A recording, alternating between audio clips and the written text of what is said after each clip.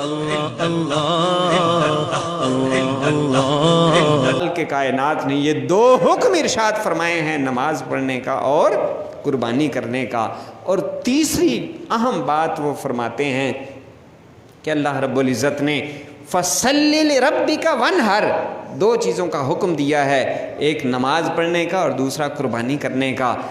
تو فَصَلِّ لِرَبِّكَ کے اندر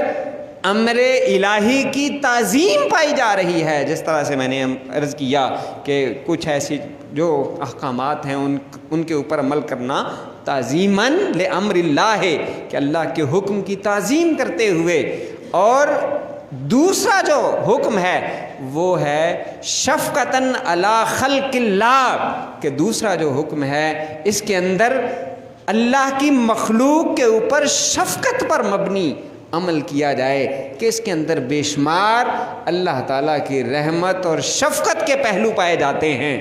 مثال کے طور پر حدیث پاک میں ہے کہ جو جانور قربانی کے طور پر ذبح کیا جاتا ہے، قربان کیا جاتا ہے، وہ اللہ کے حکم کے ساتھ جنت کے اندر داخل کر دیا جاتا ہے۔ تو گویا جانور کے اوپر یہ شفقت اور رحمت ہے، وہ تو سارا سال ہم اپنے مختلف مقاصد کے لیے جانوروں کو ذبح کرتے رہتے ہیں، سال کے ایک دن کے اندر یہ عید الاضحیٰ کے موقع پر 3 دنوں میں اللہ پاک نے قربانی کے جانوروں کو خالصتاً اللہ کی رضا کے لیے ذبح کرنے کا یہ اعزاز بخشا ہے کہ ان جانوروں کو بھی جنت کے اندر داخل کرنے کا حکم ارشاد فرما دیا ہے۔ تو یہ جانوروں پر شفقت ہے۔ اور پھر جو قربانی کرنے والا ہے، جو قربانی کا جانور قربان کرتا ہے، ذبح کرتا ہے، حضور نبی پاک صلی اللہ علیہ وسلم نے فرمایا کہ اس کا جو خون ہوتا ہے زمین پر گرنے سے پہلے بارگاہ الہی میں مقبول ہو جاتا ہے۔ تو قبولیت کا ایک ذریعہ بن گیا کہ اعمال کا کوئی پتہ نہیں ہوتا کہ وہ قبول ہوئے یا نہ ہوئے، لیکن اللہ کے پیارے نبی صلی اللہ علیہ وسلم کی زبان سے نکلا کہ جو شخص خالصتاً رضائے الہی کے لیے جانور قربان کر رہا ہے تو قربان کرنے والے کے لیے یہ اعزاز ہے۔ صرف یہی نہیں، بہت سے اعزازات ہیں کہ یہی جانور انسان کے لیے، اس مسلمان کے لیے جہنم میں داخلے میں رکاوٹ بن جائے گا کہ اسے جہنم کے اندر داخل نہیں ہونے دے گا۔ گویا قربانی کا جو حکم دیا جا رہا ہے یہ مخلوق خدا کے لیے، یعنی اس قربانی کرنے والے کے حق میں بھی یہ شفقت ہے کہ اسے جہنم سے بچا لیا جاتا ہے، اور اس کے لیے مغفرت اور اس کے لیے نیکیوں کا ایسا ذخیرہ ہو جاتا ہے کہ جتنے اس کے بال ہوتے ہیں اس کے برابر اس کو نیکیاں ملتی ہیں۔ پھر تیسرے پہلو کے اعتبار سے اگر دیکھیں تو یہ غرباء اور مساکین کے لیے بھی ایک شفقت کا اس میں پہلو بنتا ہے کہ وہ لوگ کہ جنہیں سارا سال گوشت کھانا میسر نہیں ہوتا،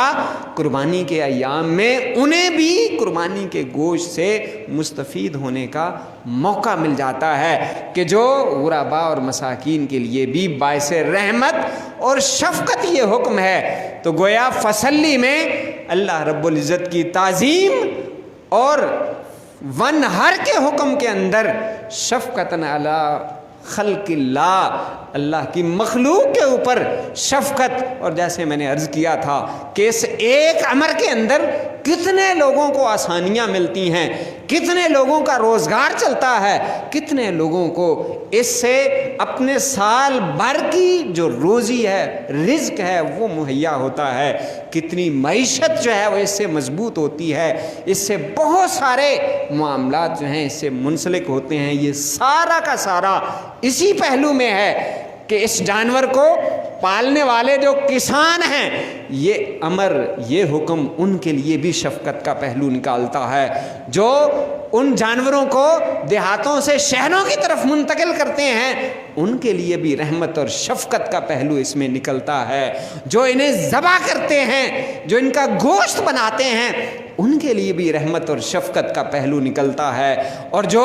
گوشت استعمال میں لاتے ہیں، غرباء اور مساکین کھاتے ہیں، ان سے بھی ایک شفقت کا پہلو اس امر سے نکلتا ہے، اور جو ان کے فاضل چیزیں ہوتی ہیں ان سے مستفید ہوتے ہیں، ان کے چمڑے سے جو مستفید ہوتے ہیں اور مختلف اعتبارات سے استفادہ کرتے ہیں، اس امر سے ان کے لیے بھی ایک شفقت کا پہلو ظاہر ہوتا ہے۔ تو اللہ رب العزت کا جو احکامات کو بجا لانا، یہ در حقیقت ہمارے ہی فائدے، ہمارے ہی فلاح اور کامیابی کے اصولوں میں سے ایک اصول ہے۔ لہٰذا اللہ کے احکامات کے اوپر عمل کرنے میں ہی ہماری خیر خواہی ہے، ہماری بھلائی ہے۔ جس طرح سے میں نے عرض کیا کہ ایک ادارہ جو اصول بناتا ہے، وہ جب اس کے اوپر عمل کیا جاتا ہے تو پورے معاشرے کو اس کا فائدہ پہنچتا ہے۔ ایک گھر کے سربراہ کے بنائے ہوئے اصولوں سے اس کی اولاد کو فائدہ پہنچتا ہے۔ ایسے ہی اللہ کے احکامات، ان کے اوپر عمل کرنے سے عمل کرنے والے کو فائدہ پہنچتا ہے، وہ اس دنیا کے اندر بھی کامیاب ہو جاتا ہے، آخرت کے اندر بھی کامیاب ہو جاتا ہے۔